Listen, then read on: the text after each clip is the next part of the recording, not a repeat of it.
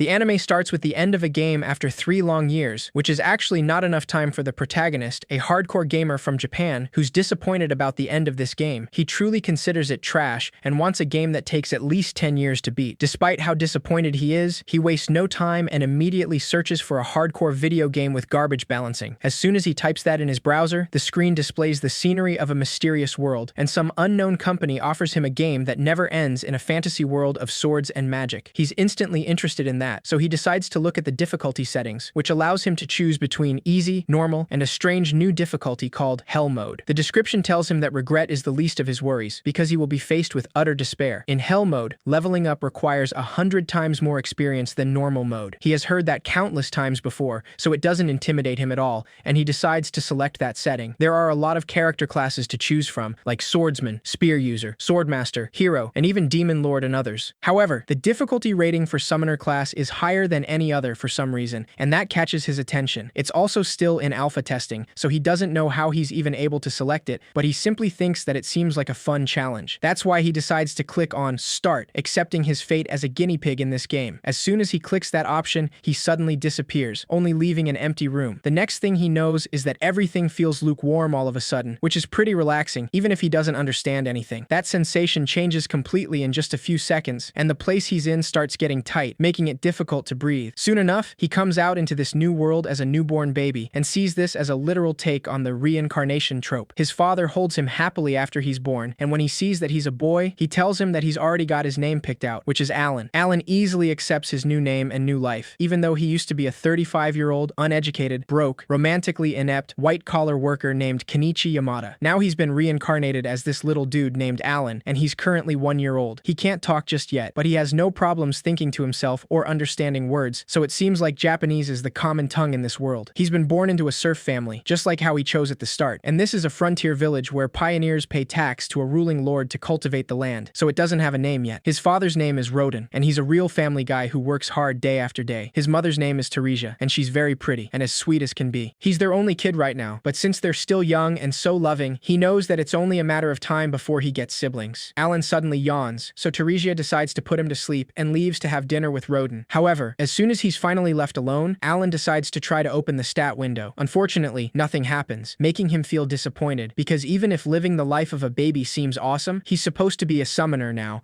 and he wishes he could do something with it. He's lost count of how many times he's tried, and he's slowly starting to lose hope. Alan decides to try one more time, just because, and this time, a bright light appears right above him, suddenly showing him a book. He clearly wasn't expecting that, so he can't hold back the scream that comes out of his throat. That immediately alarms his parents, who come running into the room to see if he's okay. Alan knows that he can't let them see the book, so he quickly makes it disappear and pretends to be asleep. His parents are clearly confused, but they assume that he was just talking in his sleep. Once they're finally gone, Alan sits up and decides to try again, making the book appear in front of him. After a whole year of trying, he can finally see what he was hoping for, and the book shows him his current stats. He's level 1 for now, and his class is Summoner, just as he expected. A page of the book shows him details on his summoning skill, so he learns that Summon and Create have their own skill experience, apparently. He assumes that it means they level up the more he uses them, and for now, he has 0 experience, of course. Despite this, he already has summons available for creation, though it's limited to insects and beasts right now. Alan notices that he can only access H-level insects and beasts for now, which is truly the bottom of the barrel. The book suddenly shows him another page with a message for him, thanking him for his patronage and asking him if he's enjoying this Isekai world. In the message, the god of creation also apologizes for the delay in delivering his grimoire. Alan simply assumes it's some kind of letter from the administrator, the said god of creation, who's apparently named Elmia. In the letter, Elmia also tells him that since he selected a class still under testing, it took time to finish the appropriate paperwork, and the staff worked hard to finish as soon as they could. Lastly, Elmia warns him that they don't accept any questions or cancellations in regards to class selection. Alan just knows that they still have some hiccups to work out for the summoner class, but he still wants to summon stuff, so he tries summoning an insect. At first, nothing happens at all, so he tries summoning an insect in several ways, getting a little impatient. There are no game FAQs or walkthroughs in this world, so he knows that he has to mess around and figure it out himself. That's when he thinks that he might have to use the Create skill first, and when he does, a card appears right in front of him. His first summoning is a H-rank insect card that has Endurance +1 and Agility +1, which is pretty basic, but he sees it as a great achievement. Alan excitedly tries to summon the insect from the card, but that's when his mother enters the room to check on him. He pretends to be asleep again and decides to keep it quiet for now and save the summoning for tomorrow. The next day, as soon as Teresia leaves him alone so he can take a nap, Alan doesn't wait waste any more time and tries to summon the insect. The card instantly transforms into a bunch of light particles, and they all gather to form a big grasshopper that jumps at his face. That startles him at first, but after observing the insect, Alan wonders if it will listen to his orders. He asks the insect to approach him, but it simply ignores him and leaves the room, which makes him think that it's just a dumb bug. Alan decides to check the grimoire to see if it can offer some help, and it shows him the grasshopper's stats. He apparently can pick its name as well, so he decides to name it Denka. The grimoire also displays a section for buffs, but he doesn't know what that means exactly. There, he sees that endurance and agility are +1, and soon enough, he realizes that it actually boosts his stats. Alan can't contain his excitement, so he accidentally raises his voice, and Teresia quickly enters the room to check on him. She instantly freaks out when she sees the giant bug in front of him, so she steps on the grasshopper without hesitation, getting rid of his first summoning. After several days of toying around with his skills, Alan eventually moved on to creating a rank H beast. He manages to create a rank H mouse named Mousy, which is as dumb as Denka, but they at least use their ability whenever he says so. It seems this world is crawling with a bunch of powerful monsters, but he knows that he can't beat any with his 2 summonings. He can stock up to 10 summon cards for each creature, and the most important thing is their buffs. For example, by stocking 10 of Mousy's cards, his attack stat goes up by 10. Now he packs enough punch to easily surpass what any regular baby can do. The experience required to level up skills and characters in Hell mode is 100 times the normal, so he still has a long way to go. Before he can continue with his summonings, his father comes back home after a long day of work, and Teresia instantly worries when she sees him covered in blood. Rodan quickly reassures her and explains that it's just blood from a hunt, so he's not hurt at all. Teresia is relieved to hear that, and Rodan excitedly tells Alan that he took down a boar today. Alan knows that his father is a serf, but when fall and winter roll around, he goes monster hunting with the other men of the village. Rodan tells him that it was a great boar, the humongous, and asks him if he wants to see it. Alan gets excited, because it will be his first look at a real monster, so he accepts without hesitation. Rodan carries him on his shoulders and tells him that the neighbors are carving it up now, so they can go check it out now. As Rodan walks, Alan also manages to take a good look at the outside world for the first time. His father shows him a flock of birds, saying that they're alba herons, birds that flock together and head north at this time of the year, signaling the coming of fall. After looking at that type of monster flying up in the sky, Rodan confesses that he named him after the alba heron and explains that for them, the sky is the limit. They can use their wings to fly wherever they want in the world, and that's true freedom. He really thinks that it sounds great, but Teresia totally bit his head off when he told her, and he knows that that's what he gets for naming him after a monster. Rodan continues walking after that, and Alan falls asleep in his arms, but when he opens his eyes again, he's surprised to see the great boar they defeated. His father lets him take a good look up close, and Alan thinks that it's terrifying, because he knows that he couldn't beat such a huge beast. A man named Gerda walks up to them and lets everyone know that today's heavyweight champion is here. All the men around applaud Rodan for hunting the great boar, though he dismisses it and says that he just got lucky. Gerda knows that he's just being humble, but he changes the subject and notices that he brought his son. Alan politely greets him and introduces himself, which takes Gerda off guard, since he's only a year old. Gerda mentions that his daughter is the same age, but she's nowhere near this civilized. Alan decides to ask him if great boars are strong, and Gerda informs him that they're C-rank monsters. That means that it takes at least 20 guys just to take one down, so they're actually pretty strong. Alan makes sure to remember that information, because it at least gives him a benchmark. 10 months later, Alan is now almost 2 years old, and he has finally reached Summon Level 2 and Create Level 2. With this, he has obtained Expansion Level 1, and the Notes feature of the grimoire has been unlocked. Alan can already feel the gamer adrenaline rush, so he excitedly opens the stats page and sees that he can now create G-rank creature cards. He also gained a skill that fuses summons together, and his card inventory space has doubled, which means he gets double the buffs. Alan already wants to fuse some stuff together, but he doesn't have enough MP, so he decides to eat a lot to recover it. After dinner, he immediately heads to his room to try out this new skill, fusing 2 H-rank Mousy cards. Despite his excitement, nothing happens at all, and the grimoire informs him that he doesn't have enough MP, even though he recovered it to max. Alan then decides to just create a new summon card instead, and tries to create a G-rank beast card. However, he doesn't have enough MP to create a G-rank beast either, so he truly can't fuse or create anything new with his current max MP. By the time he's 3 years old, he already has several cards, including G-rank beasts and insects, and even birds. Alan decides to make a fusion of 2 of his cards, and that scores him a G-rank bird card, so he names it Chappie. When he summons it, the bird flies towards him and lands on his shoulder, so he takes a look at his stats, noticing that the bird has a voice mimic ability. He doesn't know what it means at first, until Chappie repeats his words and tone of voice perfectly. Alan thinks that it's really cool, because that might be good for tricking enemies. He then summons a frog named Hopper and a mole named Molly, 2 G-rank beasts. Alan asks Hopper to use their provoke ability, and the frog starts jumping, making their skin glow, which makes for a great distraction during battle. He then asks Molly to use dig, and the mole instantly starts digging a huge hole in the ground. Alan confirms that Molly could make a ton of pitfall traps, which can be very useful. He knows that the key to becoming a great summoner is knowing all about the various stat buffs of his creatures. There's a lot of depth and complexity, so this is the hardcore gaming he wanted all along. Alan suddenly falls into the hole, and his excitement quickly dies down as he realizes that he's still not fighting monsters anytime soon. The bell rings when it's 3 o'clock, and he already knows what's coming, but he's not excited at all. Gerda's daughter, Krina, looks for him and excitedly invites him to play Dueling Knights, as always. Knowing that he has no choice, Alan comes out of the hole and greets his neighbor, Krina the Fierce. The little girl holds a wooden sword against him, and Alan accepts her challenge to a fair duel. Even though he plays along, this is the opposite of cool to him, and it makes him feel kind of embarrassed. However, he knows that he has to take these play fights with Krina seriously, because she's surprisingly fast and has no mercy when it comes to a sword duel. Alan poured all his creature buffs into agility, and he can barely keep up with her. Krina is so overpowered that she even breaks his wooden sword, but keeps attacking him anyway. By the end of the day, Alan's parents come to his rescue, though it's a little too late. Teresia is apparently already expecting another baby, which is not a surprise for anyone. Once Krina leaves, Alan gets up from the ground, and even after getting beat up by a little girl, he decides to help his mother and carries the vegetables in her hands. Teresia thanks him with a smile, and that night, as they're having dinner as a family, Alan tells his father that he wants to help them harvest the taters since his mother is pregnant. This clearly takes them by surprise, so Alan reassures them, saying that he's strong enough to do it. At any rate, it's safe to say that he has the stamina of a full-grown adult now, but he keeps that information to himself. Teresia tells him that kids like him shouldn't have to work, so he can just continue playing with Krina. Roden agrees, and tells him that he's already been helping them around the house. Alan tries to insist, but his father stands firm on his answer, saying that he'll end up doing it eventually, so he should enjoy life without farm work while he can. Just then, Alan understands that they're basically stuck in the serf class forever, and working the farms is on a different level from house chores. It's really grueling stuff, and he wouldn't wish that on his 3-year-old son either, so he decides to accept his parents' decision. They're both glad to know he understands, and Teresia mentions that she noticed he's been throwing rocks at the tree out back lately. Roden asks him why he's doing that, and Alan explains that he told him there are monsters in the forests outside the house, so he's going to protect his mother from them with rocks. Roden laughs and praises his son for being so brave, but deep down, Alan was just doing that to see if he could learn skills aside from summoning. Teresia smiles and asks him if he'll protect Krina as well, and Alan agrees, though all he can think of is how rough she is when they're playing knights. Roden mentions that they have so much fun playing knights, and he can't wait for his appraisal ceremony. Alan asks him what that is, so his mother explains that when he turns 5 years old, there is a divine ceremony to determine what kind of talent he has. Roden tells him that, with any luck, a good talent will help him break out of serfdom. Alan seems excited to hear that, and by the time winter arrives, he decides to check on Denka. It has been bouncing for so long in the same spot that it even created a hole in the ground. Now Alan knows that he can summon a creature for a whole day without any problems, which is big progress. He suddenly hears Krina's voice and immediately makes his grimoire disappear. Having no choice, he plays knights with her like they usually do, and she's as fierce as always. This time, he tries to match her pace and blocks her attacks, but Krina ends up beating him, like usual. Rodan comes back home after work, so Teresia comes out to greet him when Denka suddenly jumps at her leg, making her panic and fall. Rodan immediately runs to check on her, and even though it was only a little scare, Teresia starts having contractions, which makes it clear that the baby is coming. Krina quickly goes home to tell her mother, while Rodan and Alan prepare everything and take care of Teresia. Alan doesn't know what to do, and it makes him kind of wish that he had played a birthing sim about now. However, it's clear that his father is just as lost as him, even though this is the second time for him. Fortunately, Krina's mother Matilda arrives just in time to help like last time,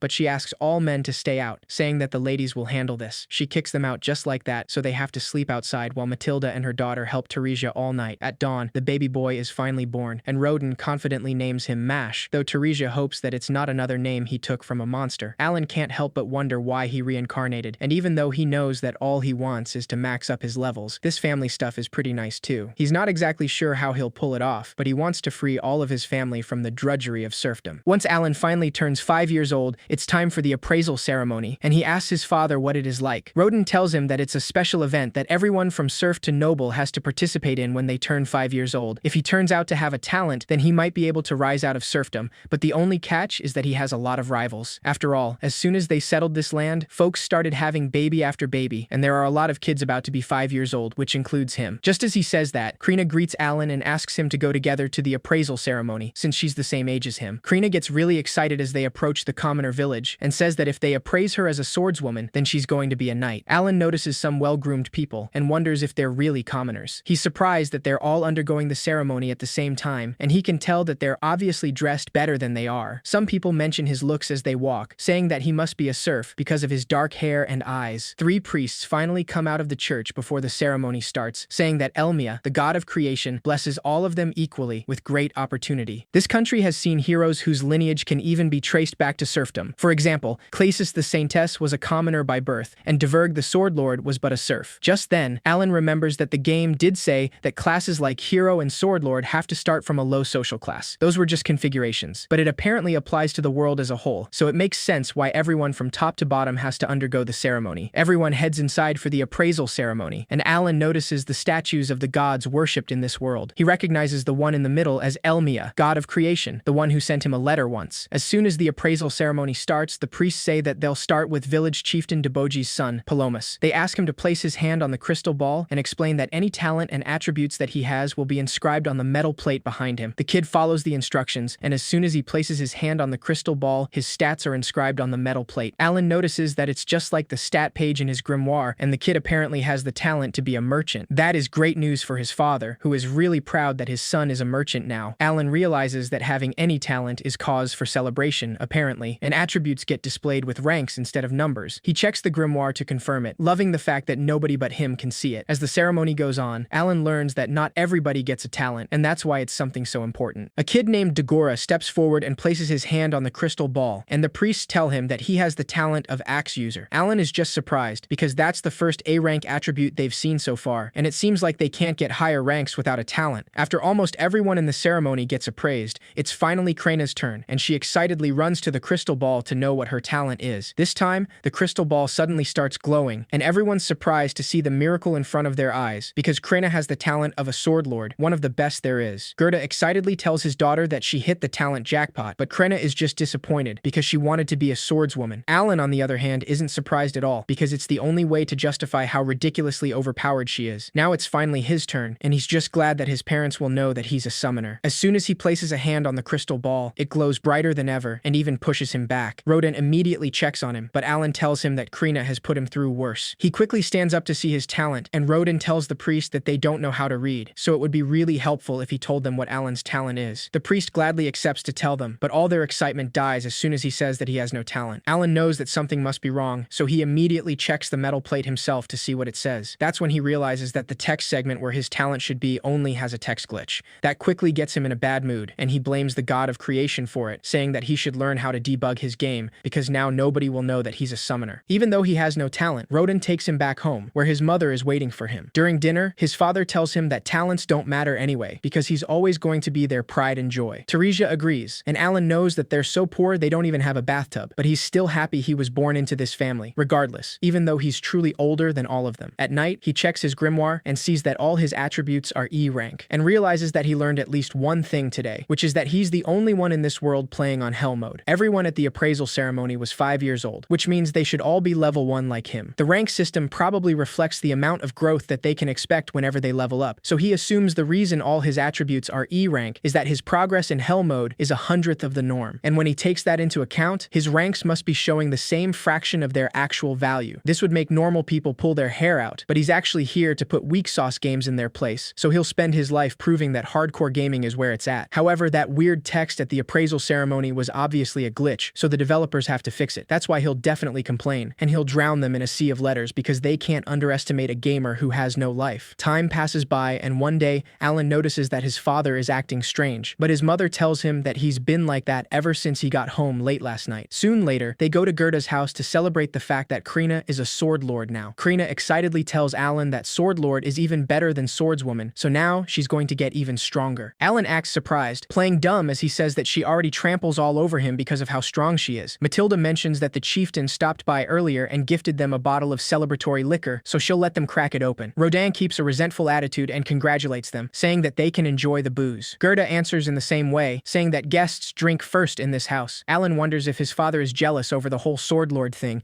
but he knows that Rodin is not that petty, so it must be something else. Rodin tries to serve the first drink, but Gerda tells him that he's not drinking anything he pours with that sour look on his face. He asks him to quit being such a buzzkill about this, but Rodin suddenly slams the bottle on the floor and tells him that he's happy for him, because Krena has an amazing talent, and that's cause for celebration. Gerda then asks him why he said he was cutting ties with their family, and that information shocks everyone. Rodin reminds him that he doesn't want to do it, but Krena's talent is extraordinary, so she can join the knighthood and serve the country. There's a good chance she can even become nobility, and people like that shouldn't waste their time socializing with serfs. Alan just then realizes that his father is trying to do them a favor they didn't ask for. Rodin insists, saying that sword lord is a big deal, but Gerda harshly tells him that that doesn't make a difference. Alan starts starts getting tired of their fight, so he tells Krina that she should make them settle down. Krina instantly grabs her wooden sword, ready to intervene, but before she can do anything, Matilda and Teresia take control of the situation. Once they finally calm down, Alan asks Matilda if they've always been like that. She tells him that fatherhood has helped them mellow out, but they used to be hotheads who threw punches at each other all the time. Teresia smiles as she remembers the old times and tells him that the four of them are actually childhood friends who grew up in the same village together. Matilda mentions that 10 years ago, word went around about settling a new village, and they decided to join that effort together. They also had a group discussion about working together to build their own houses, and that's why this house has the same design as theirs. Rodan explains that it was easier to just build both houses at the same time, given the labor and supplies needed. Gerda tells them that he's the one who put up the support beams, and Rodan reminds him that he's the one who built the walls and floors. Gerda continues, serving him some liquor and saying that he also did the roofs. Rodan mentions that he hasn't had any since his wedding day, and Gerda tells him that it's the same for him. Both Rodan and Gerda make peace after enjoying some good liquor, and the next day, while they're working, someone informs Gerda that the Order of Knights are coming to see Krina. Right after that, Rodan and Gerda head to the commoner village with their kids, and a lot of people gather around them to see Krina. Alan says that it seems like word about Krina being a sword lord is spreading already. Dagora suddenly approaches him, and Alan recognizes him as the kid from the appraisal ceremony. He can see that he's already flaunting his talent as AB axe user, though he's only carrying a big stick around. Dagora asks him what he's doing, saying that talentless losers have no place here. Before he can say anything, Krina immediately stands up to defend Alan, saying that he's here because he's strong. Dagora doesn't believe her, of course, and reminds her that all of Alan's ranks were E, and he's a serf. Krina tries to bite him, but her father quickly holds her back to control her. The village chieftain informs them that the Order of Knights has arrived, so everyone gets out of the way to let them through. Everyone recognizes the captain, a swordmaster named Xenoph, and Krina is beyond excited to see real knights. It's been 3 years since she and Alan first started playing knights, and now she's meeting the real thing. Krina excitedly introduces herself to the knight captain, and Alan wonders if she will leave the village to become a knight now. Gerda quickly tells Xenoph that his daughter is only 5 years old and hasn't even touched a real sword before, so she wouldn't stand a chance. Xenoph doesn't see what the problem is, because she is still a sword lord in the end, unless he's afraid to admit that he lied, and this is some kind of trick to fool Baron Granville. Gerda nervously denies it, so Xenoph asks the vice captain to proceed without letting him protest. Alan already can tell that something seems wrong, and Xenoph warns them that falsifying the results of the appraisal ceremony is punishable by death, so they must determine whether Krina's talent as sword lord is legitimate. That's why they must now hold a fencing duel. Gerda asks him to have mercy, because his daughter's life is at stake here, but Xenoph tells him that she must fight or they'll execute her and her family on the spot. Alan wasn't expecting something so extreme, and it's clear that it's not fair, so he wonders if these people just lost their minds. Everyone witnessing this is clearly tense and worried, but the moment Krina sees a real sword for the first time, she immediately runs towards it, asking if she can use it. Without hesitation, she takes the huge sword and excitedly challenges the vice captain of the knights to a duel. The vice captain introduces himself as Lebrant and accepts her challenge, easily blocking her first attack. Krina swings her sword without effort,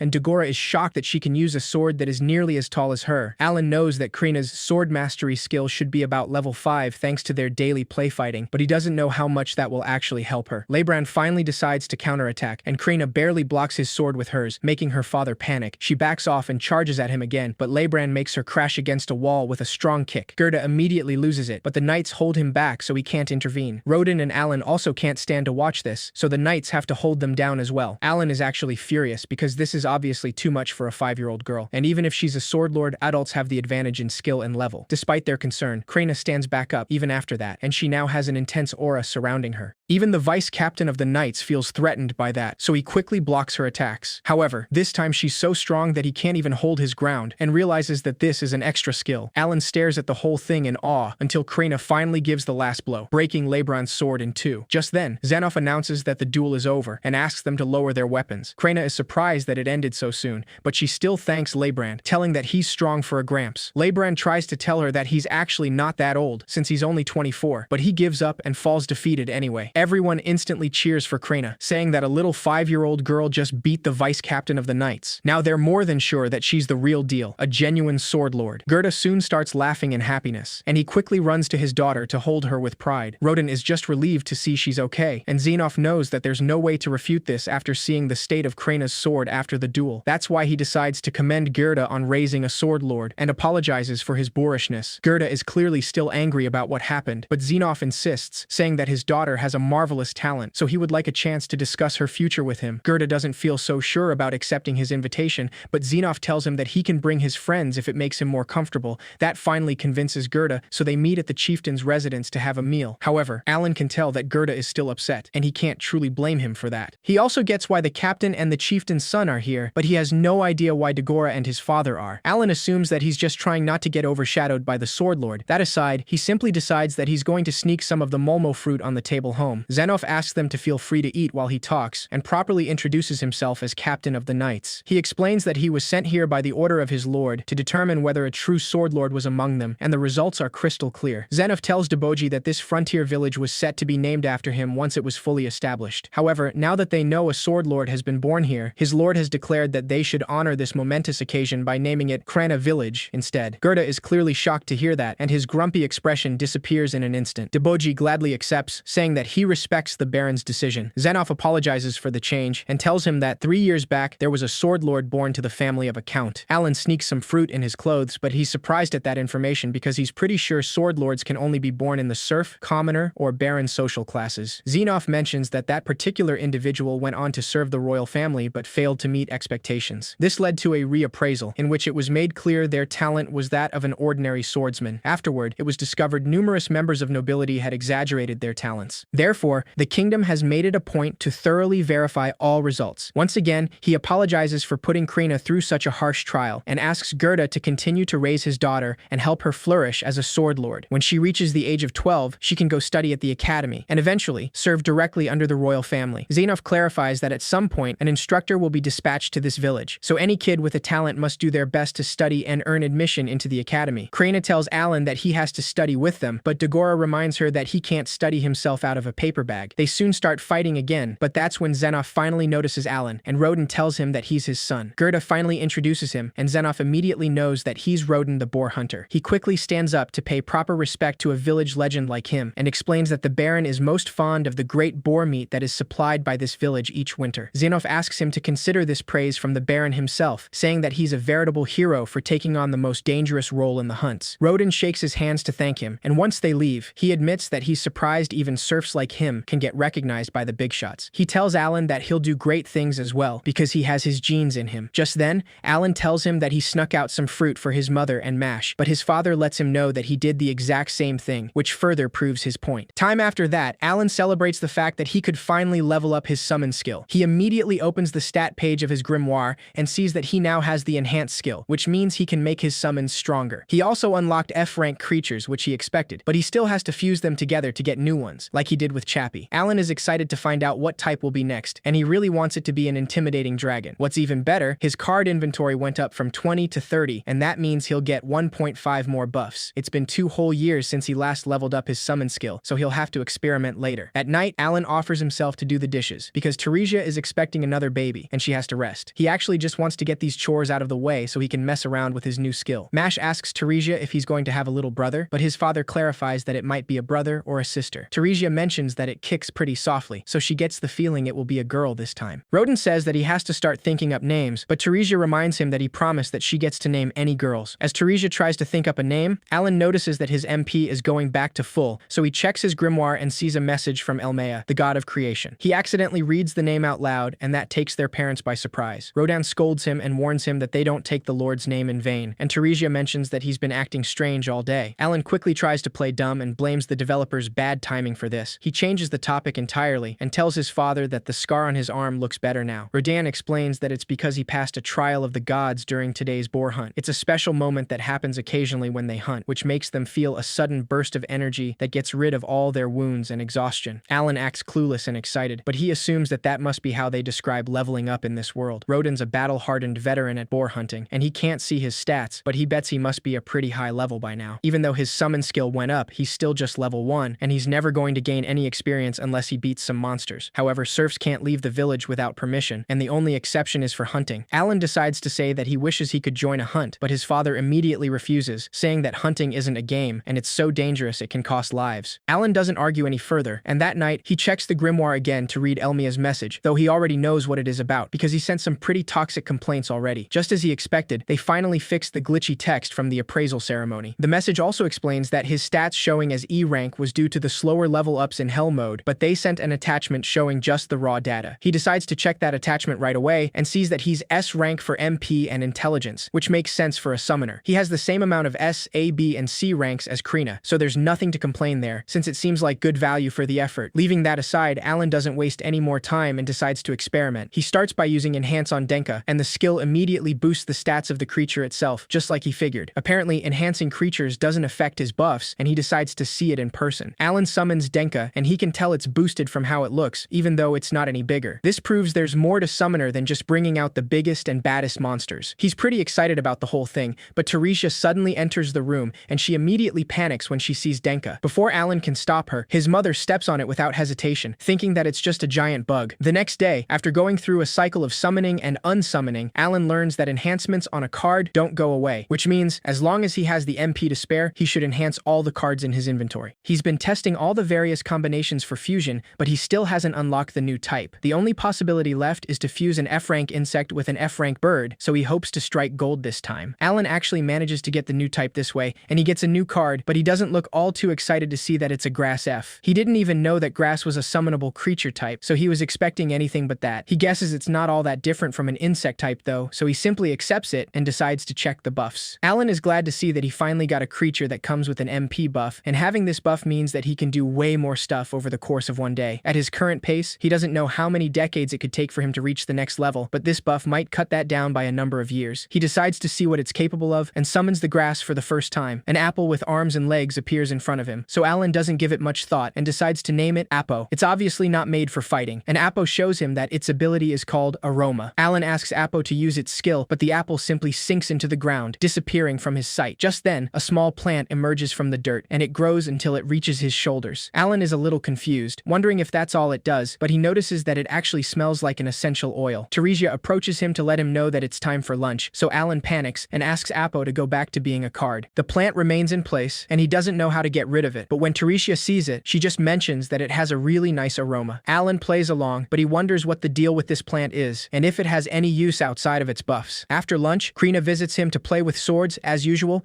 and Alan is quickly defeated, confirming once again that he can't compete with her. However, after winning the first match, Krina mentions that it feels like he got kind of tougher. Alan clearly wasn't expecting that, so he immediately checks his grimoire, seeing that his sword mastery skill is all the way at level 3. Plus, the expansion of his inventory gave him more space to buff his endurance and attack. Alan wonders if that aroma skill from earlier has any effect in battle as well, like giving boosts or something like that. Just then, he remembers that Fido was his first summon with an attack skill called Chomp. He really wants to try it out, but he shouldn't use it on people, so there's nothing he can do about it for now. Later that day, Alan continues throwing rocks at the three in the backyard, but he feels like he has thrown more than 20,000 of this at this point, and there's no sign of his skill leveling up. Mash tries to do the same as him, but he clearly doesn't understand the point and sees it as a boring game. Alan asks him to wait a little longer, even though he knows that he already has to look after Mash and help his mother with the chores since she's pregnant. Besides, he should really be focusing on increasing his summon level instead, and this just isn't worth the time it takes, so he might quit practicing his throw skill. However, he hates to think that he's just one toss away from leveling up, and that makes it impossible to quit. Before he can throw another rock, Mash asks him what the trees around the house are. Alan plays dumb and tells him that he doesn't know, but he can't ignore the fact that they practically have a garden now, and they're really taking up space. He figured out a few things out from testing, and it's mainly the fact that Appo's skill, Aroma, can shorten MP recovery time from 6 hours to 5 hours, which enables him to do even more daily activities. It still feels like he'll never have enough time though. That night, Alan mentions that his father is really late, and Teresia agrees, saying that Roden told her he would be working close by today, so he shouldn't be so late. They hear a commotion outside right then, so they quickly exit the house to see what it is. A group of men carry Roden's injured body under the rain, and Gerda tries to keep him conscious. Teresia panics, and they quickly take him inside, saying that he took a boar fang right to the gut. Alan notices that it looks like they straight up cauterized the wound, and Gerda explains that they managed to keep him alive thanks to a healing herb, a Mueller's flower. Teresia asks him how they even got something so valuable, and Gerda tells her that, as part of their apology for what happened with Krina, the knight captain gave him some gold coins. They would have been screwed without those, and the other serfs blame the commoner who was with them for what happened. The loud complaints awaken Mash, who soon starts crying loudly, so the men decide to give them some space. Alan helps Mash calm down, and then asks Gerda what happened exactly, wanting to know if a commoner really is to blame. Gerda tells him that a few days ago, they got summons from the chieftain, who wanted them to let commoners join the boar hunt. Boar hunt is valuable to them, and even though the majority is given to the baron, the leftovers get split between the hunters. Of course, there are times they may trade it for salt, firewood, or or other essentials, but it's hard to come by otherwise. In spite of that, no commoner has ever volunteered themselves for a hunt, and it's just too dangerous, since there are casualties every year. Serfs still do it anyway because it's how they make a living, and they don't really have a choice in the matter. Alan asks him how the commoners ended up participating this time. In that case, Gerda tells him it's because they heard talk of a hero among the serfs, because Zenith called Rodan a legend in front of everybody. In a way of speaking, that became like an official endorsement, and everyone assumed commoners would be safe to join the hunt as long as Rodan was around. Neither Rodan nor he was comfortable with amateurs tagging along on the hunt, but they're not in a position to refuse orders from the chieftain. To make matters worse, in the days leading up to the hunt, there were slackers who wouldn't practice seriously because it probably felt like getting taught by serfs was below them. And then came today, the start of the hunt, and they gave the commoners the easiest job, holding the boar's attention. But when the time ultimately came, the commoners panicked at the sight of the great boar and threw their whole strategy out the window. One of the commoners tripped and fell, so Rodin stepped in to save him from the boar, but his stomach got pierced in the process. Fortunately, they managed to slay the boar, so he'll bring Rodin's share of meat tomorrow. Before leaving, Gerda asks Teresia and Alan to stay strong for Rodin because it'll take him a while to recover. Alan is left feeling like a loser because he hasn't even been trying to help. He decides to remain by Teresia's side all night, taking care of Rodin all the time. In the early morning, Rodin suddenly wakes up, agitated, so Teresia immediately hugs him, glad to see he's awake. Mash also runs to hug his father, and Alan simply observes them, wondering what he's been doing with himself. He's been totally preoccupied with powering himself up, but there isn't any good in power without purpose. This isn't a game for these people, and they're doing everything they can to survive in this harsh world. He has a little brother to protect, and another sibling on the way. Just then, Gerda comes back to bring Rodin's share of meat, as promised, and he's glad to see he's already awake. Rodin tells him that he's still in bad shape, but Gerda asks him not to worry, saying that they're going to make sure his family is well taken care of over the winter. Alan asks his father to rest up and let him take over, and promises that he will keep their family safe. Everyone's surprised by his determination, but Alan decides to prove his words with actions. He works around carrying heavy stuff, which highly surprises the other serfs. Alan has decided that it's time for him to drop the act, because this village already has an up-and-coming hero named Krina, so it's no problem even if a talentless serf like him draws a little attention. That's why he decided to pour every buff into his physical stats, so he ditched all of the MP ones, because family comes first. Teresia thanks him for bringing water, saying that it must have been really heavy to carry. Alan dismisses it and tells her that he's going to help harvest potatoes this afternoon, because Gerda said he would teach him how. Just as promised, Gerda teaches him how to harvest potatoes later that day, and Alan surprises him with his strength. Gerda admits that he's even stronger than he thought, and Alan assures him that he got it from his father. By the time they're done, Alan complains that the Baron gets dibs on more than half of the potatoes after all the work it took to harvest them. They're still going to need some other things to survive the winter, so being a serf surely is rough. Just then, the chieftain suddenly shows up with a fruit offering, saying that he heard that Rodin was back on the mend. Teresia politely thanks him for his generosity, and the commoner at fault for the incident quickly apologizes, saying that it was all his fault, so he hopes they can accept his sincerest apologies. Alan glares at him, because an apology isn't going to fix anything, but Rodin easily forgives him and asks him to be more careful next time if he wants to keep hunting. The commoner takes his advice to heart, and Alan is impressed to see how magnanimous his father is. On the other hand, Teresia remains firm and warns the commoner that his mistake nearly cost her husband his life. She reminds him that everyone has a family to go back to, no matter what their social class is, so he must keep that in mind. The commoner recognizes his mistake and accepts her words, but before he can say anything, the other serfs show up to see Rodin, and some of them even ask him to go on another hunt. They know it's still too soon for that though, so they let him know that their wives put together a care package for him. Teresia finally smiles and asks them to take it easy, because Rodin is still recovering. Alan is simply impressed, realizing that he has the best parents in all of Japan, or whatever this world is. He can't possibly stay behind, so the next day, Alan decides to create a vast area for himself to experiment. Once it is finally ready, he summons Hopper, and a bunch of colored frogs jump at his face one by one. For the second step, he sets up several traps and hides nearby, making sure he's not visible. Once this is done, Alan asks the frogs to use their provoke skill, and they start jumping around the traps while changing colors. Alan knows that this is the most cliché trap ever, but as long as it scores him about 50 ducks or wild birds, then his family can survive the winter. He patiently waits for his plan to work,